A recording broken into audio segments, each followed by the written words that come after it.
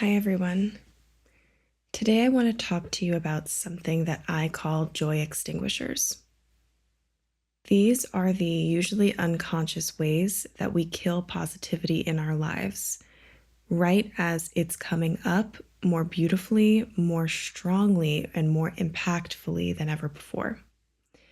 When we begin to see a new horizon, that's often when we feel most compelled to also start shutting down a little bit. When we are killing the positivity in our lives, we are also killing our forward momentum. We're killing our connection to desire, which is very much what gives us the roadmap and the blueprint to what we want to create next. It unbalances us. And we often don't even realize it's happening because we are in a constant hot pursuit of joy, nonstop.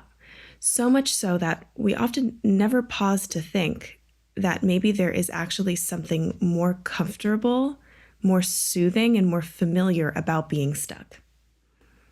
And this is when we start to use joy extinguishers. So first, I want to talk to you about what a joy extinguisher technically is, which is an upper limit. And an upper limit is Gay Hendrix term for the amount of positive feeling you are comfortable with having in your life. Now, if you are on a journey, especially of growth, of personal development, of creativity, of mastering your craft, of wanting to see and accept and embrace more love in your life, basically, if you are just anywhere in the realm of desiring change, you need to get really, really aware of your upper limit, because your upper limit, you will be hitting it throughout your life if you continue to have a life of growth.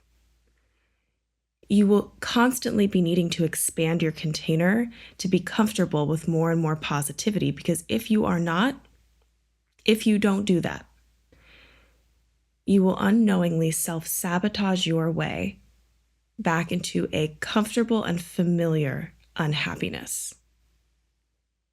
Gay Hendrix talks about this in his book, The Big Leap, which I reference in my book, The Mountain Is You.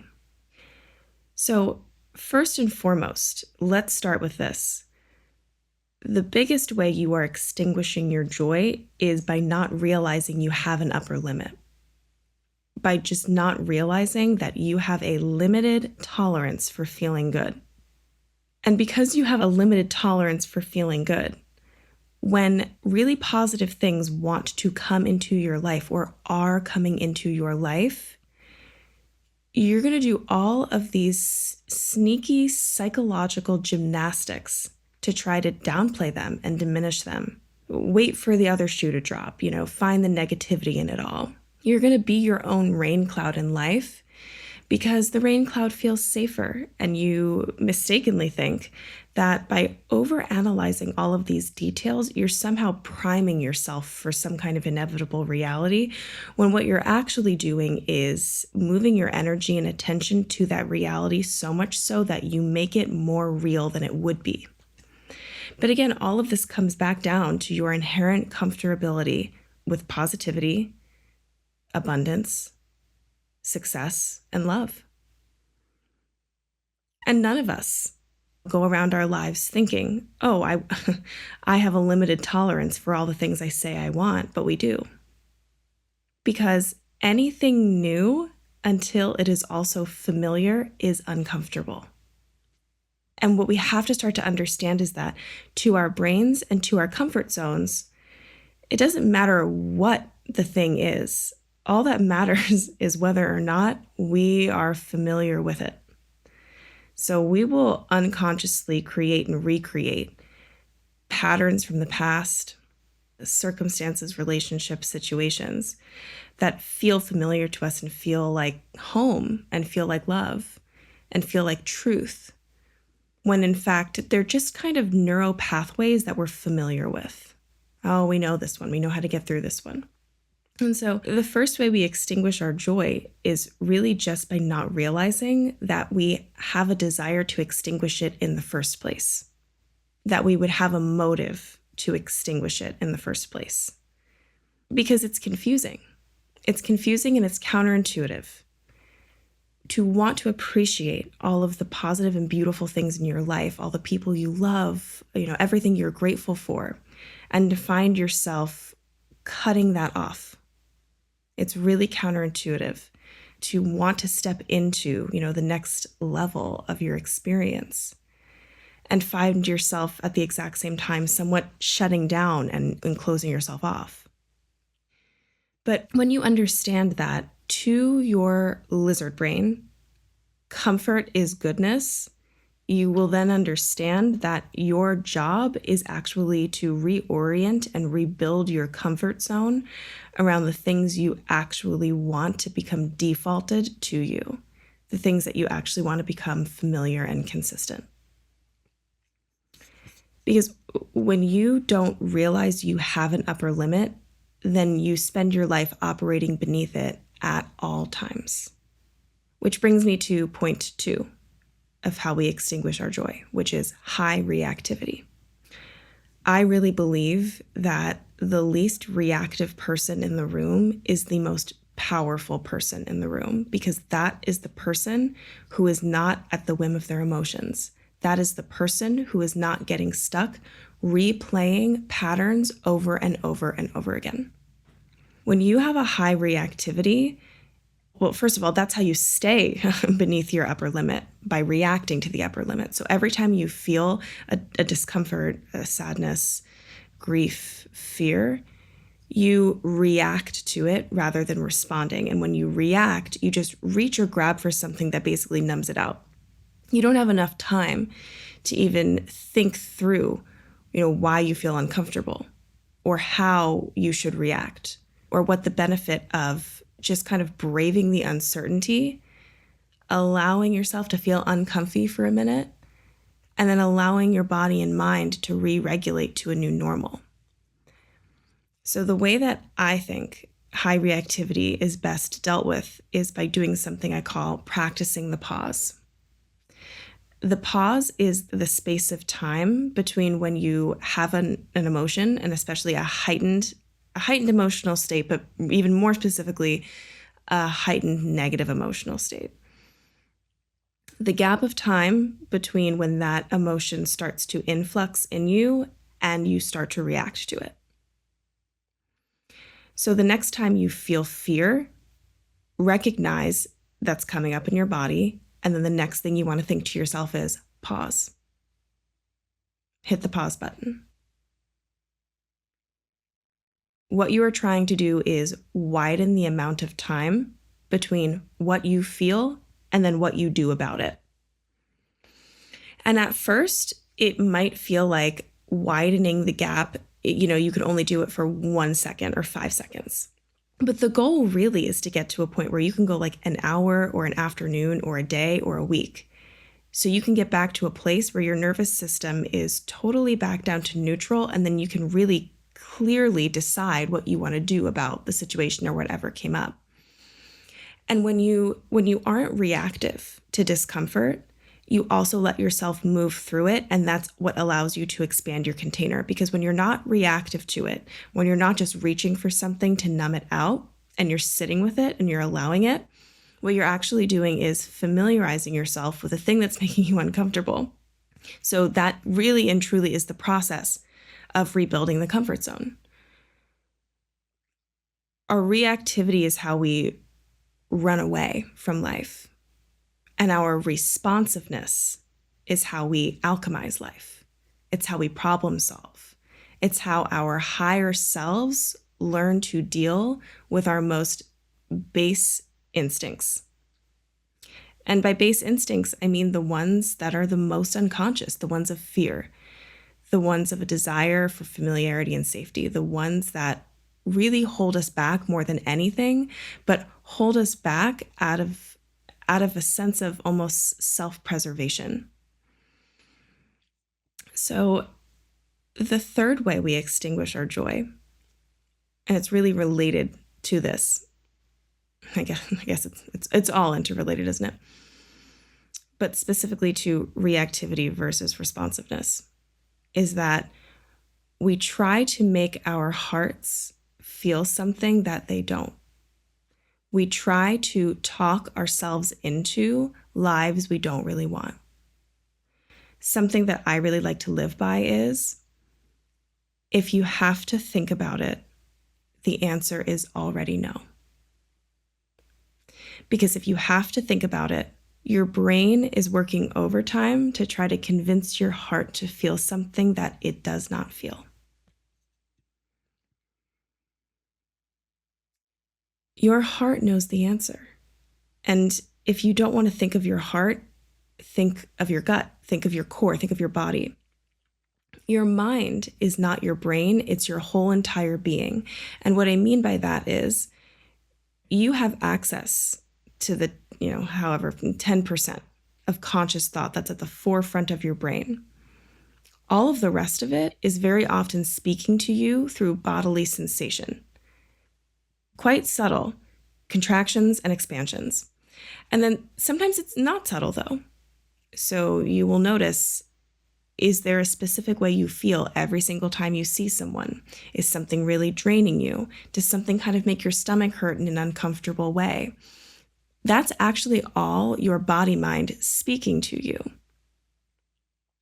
And when the body mind speaks to you and is trying to tell you the truth about something, and your brain starts overthinking and trying to convince it to feel otherwise, at the end of the day, you're really just making yourself take the next exit point on the highway when you've really not reached your final destination. And then you're lost, you're off-roading, you're stuck, you're unhappy, and you're wondering, how did I get here again? And it's because you're not listening to yourself. You will know something is a yes because it is a quiet, intuitive certainty. You will know something is a true no because it will feel almost like an exhale. Really think about something that you absolutely know is not right for you. I know for a fact a career as a rocket scientist is nowhere in my path, is nowhere in my desire, is nowhere in my interest. When I think of a career path like that, I don't have a high reactivity to saying no to it. I just say, oh, no. There's a calmness. There's an exhale. Oh, no. Almost like you're releasing, kind of brushing it away from you. Think of the things that you know for sure are no. You don't even really have to entertain it. You just go, no, that's it. But when something is a no that's actually a yes deep down, you're going to have a high reactivity to it. And you're going to have to do a ton of mental gymnastics to convince yourself of something you don't really feel. So your brain is going, no, I'm scared of this. But your heart is saying, yes, this is what I want. And at the end of the day, your brain is just really trying to protect your heart.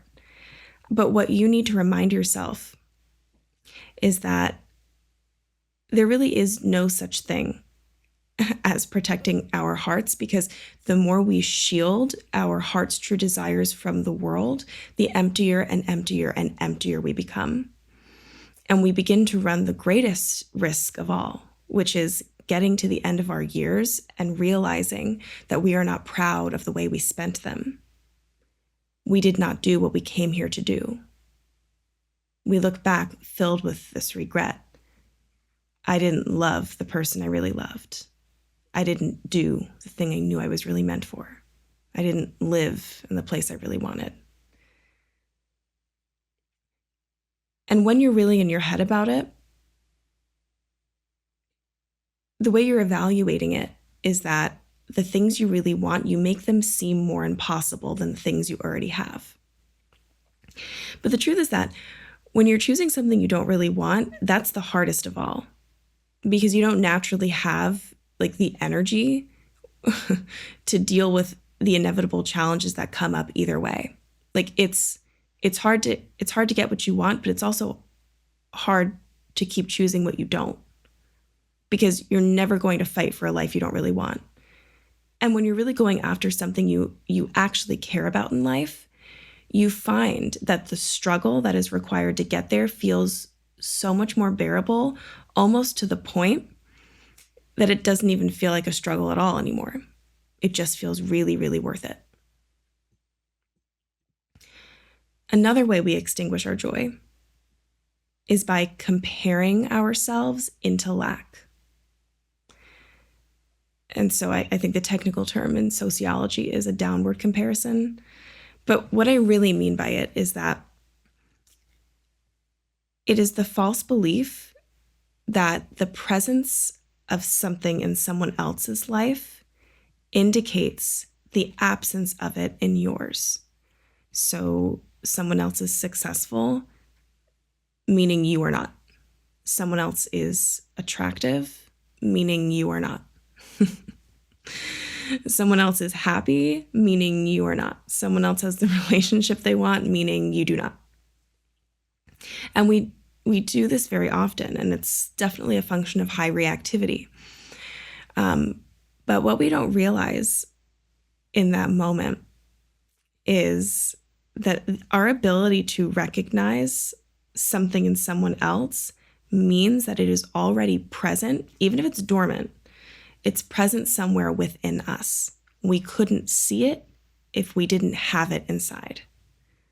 So actually, your ability to see someone else's success means either that is a form of success that other people look at you and think you have, or you really do legitimately have, but you just aren't completely aware of it.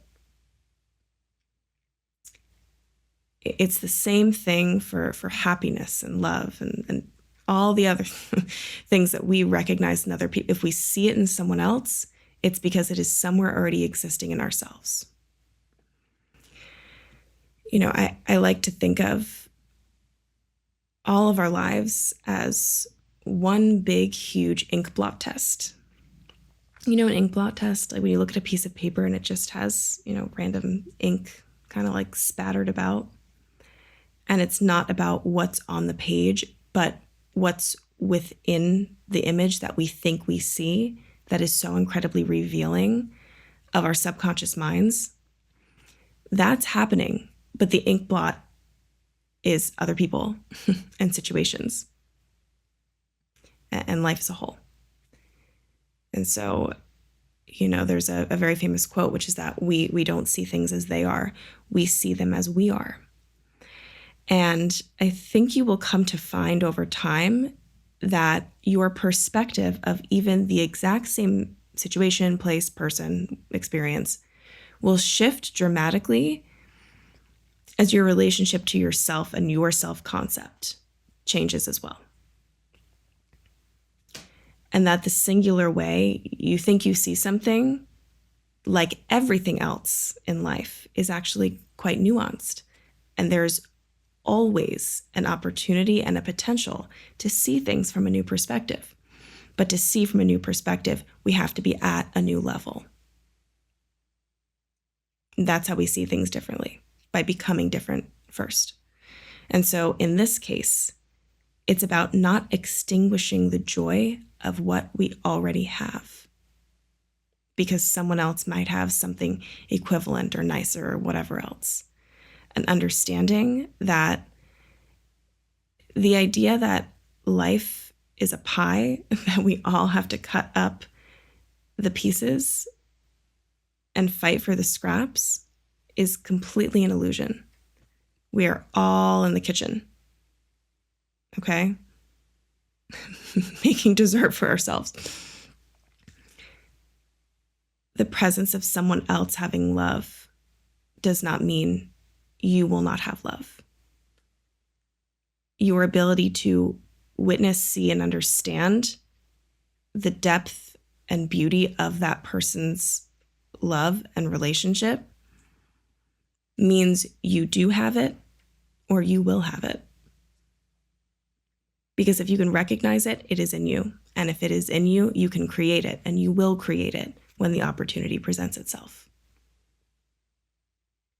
I really actually don't believe that when it comes to our personal lives, there's any such thing as competition. I really don't.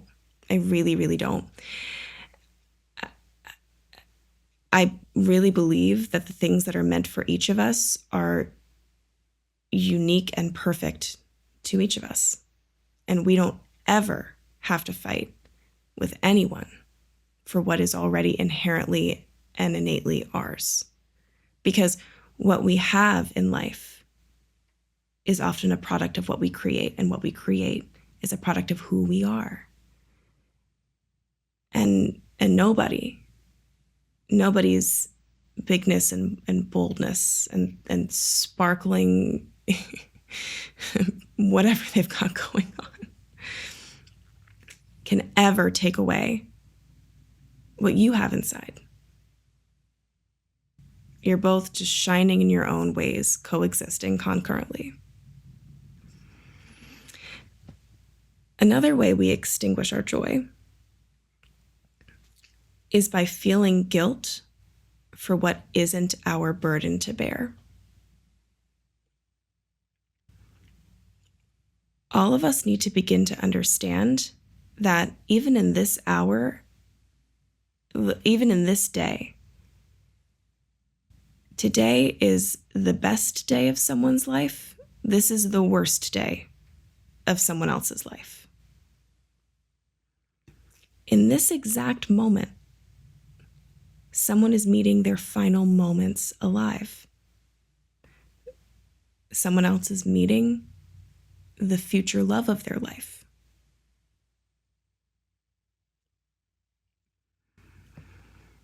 Not only is there nothing that you can do about any of this, but it will also be the case that something negative will be happening somewhere to someone at all times, at varying degrees of intensity.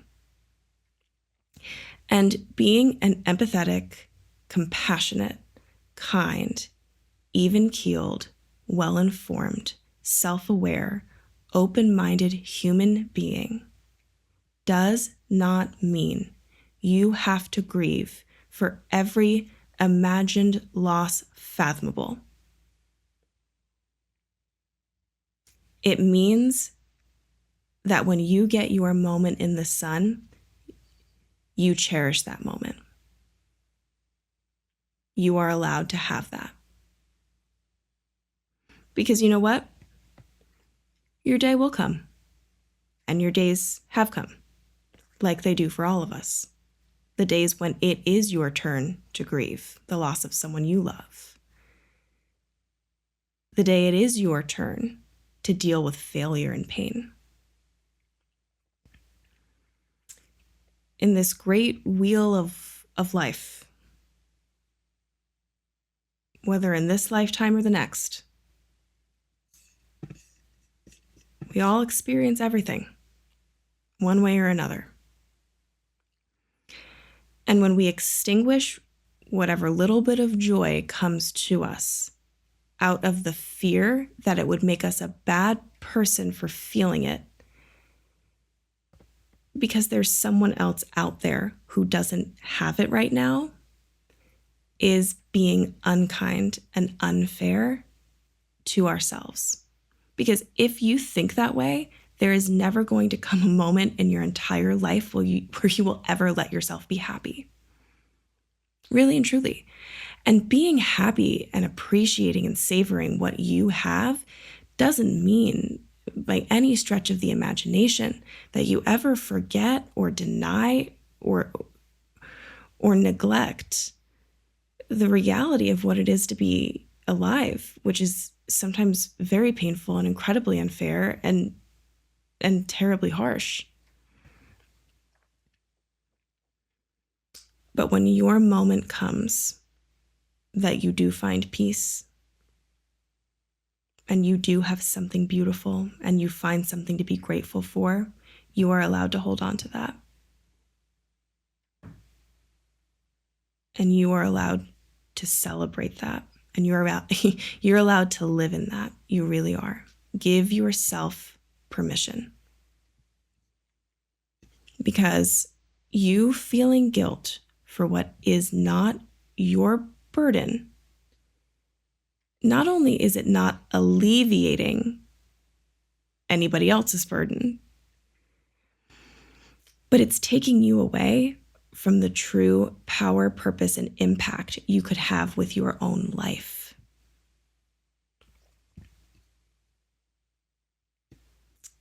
There are moments to grieve. There are moments to rejoice.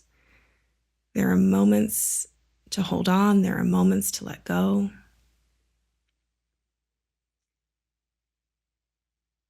There are things you have that are special to you. There are things you lack that other people were given. This happens with so much nuance across all of time and all of humanity. And if we can all accept this, we can create some space and give ourselves some grace to understand that the world will be made no better by us denying, resisting, or killing off any love or positivity within us because we think we don't deserve to feel it. It's not true and it's not helpful. Another way we extinguish our joy is by misplacing our power into the future. And so when we do this, we get into a mindset of, I will do it later. I will do it when. When we are looking for the door of opportunity, we project it outward. One day I could meet this person. I could go to this place. I could do this thing. What you're forgetting is that your power is latent in the present moment. Your power is only ever right here and right now. You constantly have the power to choose, and you are always one choice away, not only from a completely different life, but a completely different day. You are not bound to the past, nor your patterns. You're not even bound to what you thought the plan was this morning. When inspiration and insight comes to meet you at the door, you open it and you let it in, and you let it guide you. We often forget that our lives have a really incredible way of changing quite suddenly. You know, we look back and we kind of, reflect over the years and see, what's shifted and what hasn't. But what we forget is that those actual turning point moments, they very often don't look like breakthroughs. They look like micro shifts. The breakthroughs often come to us in ways that are so subtle, we don't even notice that they're happening. So we can spend years of our lives dreaming about doing something, maybe moving somewhere beautiful that you've always loved. It's an experience I've definitely had.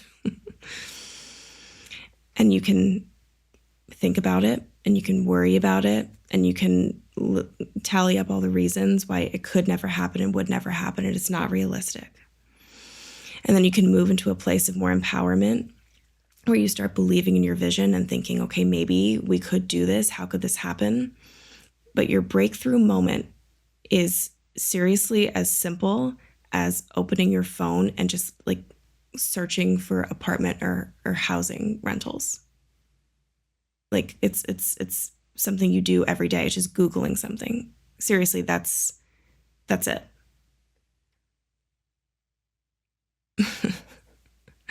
That's the breakthrough moment. That's when things really change. Today could be the day you open your calendar and you mark a date as your moving day. Seriously, like in 3 months from now, and say, this is the day I'm leaving, and that's it. And then this would have been the day, the hour that changed your life forever. It was that simple, and it was always right here. The doorway to what you desire is always right in front of you. But when you're placing your power into the future, you keep walking right by it. You keep walking right by it. And going back to the way that our minds talk our hearts out of what they really feel, if you're sitting here thinking, I want change, but I don't know what to do, you've just been thinking about it way too much. Take some time to clear your mind and come back to center, come back to consistent desire. Because time will show you the difference between what's an illusion and what's truth. And it will show you because of what remains, what is consistent, and what strengthens. What is the dream you have always had? What have you always loved? What have you always wanted to do? Trust that. That's your heart speaking. That's your heart trying to give you guidance into a life experience bigger and more beautiful than you could ever fathom. And as I had said earlier, we often think that the lives we want are going to be more challenging than the lives we have. But remember that the life you have at one point in time also seemed like an impossible feat. Like there were times in the past that you didn't know how you would get through that day, or you didn't know how you'd get to here. You don't know how you'd make it work or make it happen. And that's because stability and success and all of that, it's not in the circumstances. It's in you. And it's how you work with the circumstances. It's how you respond to the circumstances. It's how creative you are, coming up with solutions, new solutions. It's how much you think out of the box. And then, over time, you do that again and again, and you find that what was once completely unknown terrain is now your home base. The things that used to scare you, doing them now empowers you. And again, this is because you just familiarized yourself with them. That's it. In a lot of mentorships that I've had, a really common practice that I have been asked to do is somatic experiencing. And if you don't know what that is, it is essentially many different ways of test driving your dream car before you buy it, even if you can't buy it right now, just so you get the feeling of what it's like to be behind the wheel. It's kind of like that, but with a lot of things. Right? So it's the practice of writing yourself a check for the amount you want to make and from whom. It's the process of affirming the person you want to be and kind of crafting your identity around that desire, rather than constantly pinning yourself to being limited and defined by your mistakes or your past. It's I am statements. I am this here and now. And so in somatic experiencing, we're actually familiarizing ourselves with a new reality, so much so that it starts to become automated within our subconscious minds.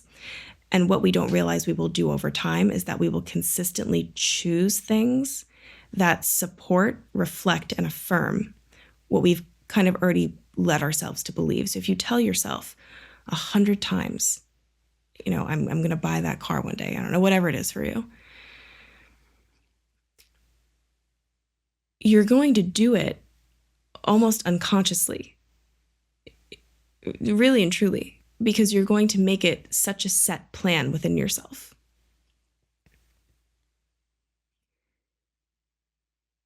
You're going to do it because it feels most comfortable to you.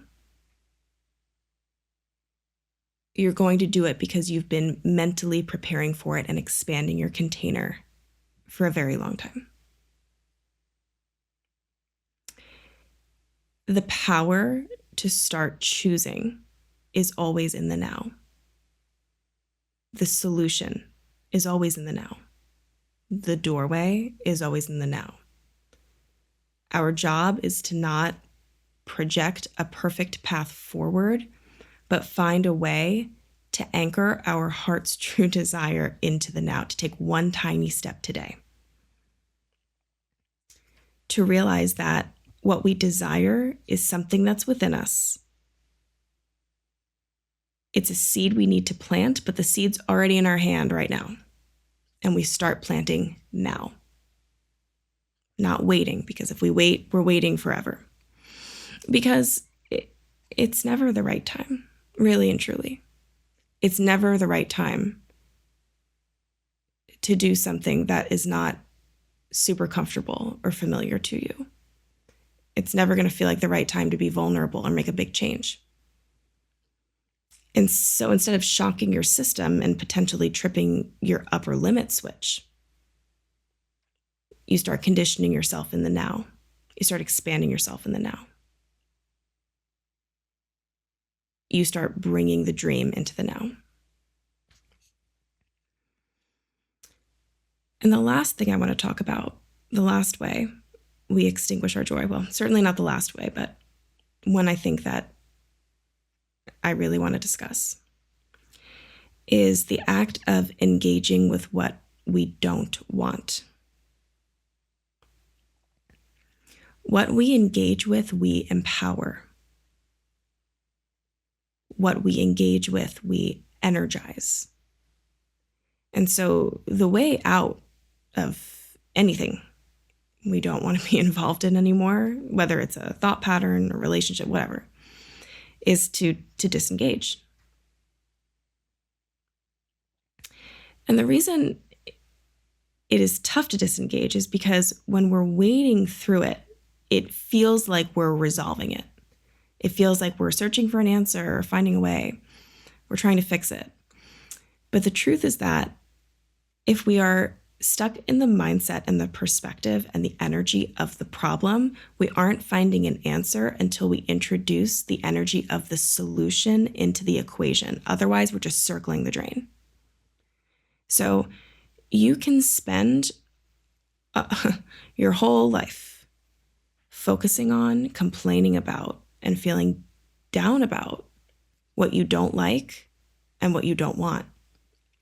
And you're only going to have more and more and more of it because you're engaging with it and you're empowering it. And the way out is by asking yourself, what would be the opposite of that thing? And then engaging yourself fully into the solution. You see the problem, you recognize the problem, you acknowledge the problem, and you validate, the pain of having that problem. You don't brush it over, because if you brush it over, you also can't find the solution because you don't know the answer to a question you never asked. So you can start in the energy of the problem, but just know that you're never going to see the other side of it until you start engaging with the energy of the solution. There's a Stoic saying, I believe, that we don't let go by standing in the ruins, but by building the new city. And it is in the act of building the new that we kind of just naturally let go of the old. We can't stand in the ruins and expect to think about anything other than the ruins. In the same ways that we have to feed our bodies, we also somewhat have to feed our minds. Our minds need something to do. Our minds need a job. That's another really powerful tool that I've utilized over the years, which is giving my oftentimes overactive brain a job. So my heart and my core and my center tells me what. It tells me what I want. My brain tells me how, not the opposite way around. I'm going to repeat that. My heart tells me what, my brain tells me how. My heart tells me this is what I want. Okay, now the heart doesn't need to try to figure out how exactly it's going to come to pass. Just in the same way that my brain isn't supposed to try to figure out what I want. I'm not supposed to overanalyze my way into it. My heart tells me what I want. My brain gives me the how. My brain gives me the steps. My brain focuses on the solutions, on the way forward. We get out of thinking, could I do this? And we get into thinking, how? How could I do this? And when you are fully engaged in how thinking almost all of the time, you would be floored.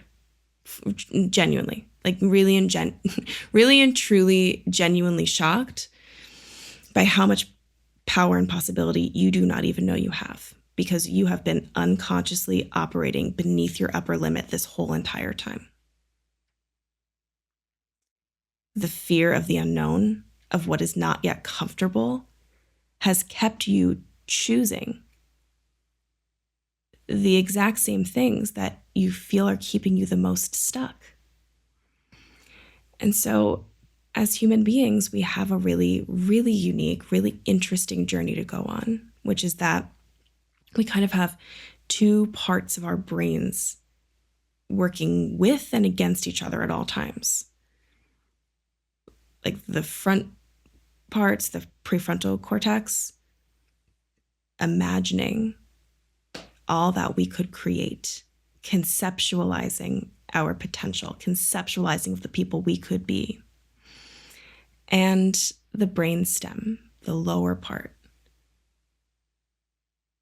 whose only function is to keep us safe and in the known.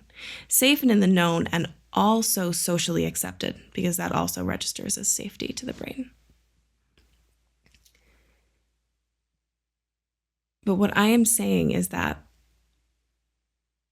to make our nervous systems feel safe enough to energize us and give us the momentum we need, the clarity, the problem solving, the strategization that we will require to move forward, we first have to build a comfort zone around what is desired.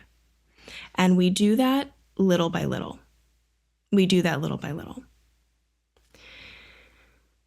expand our container little by little.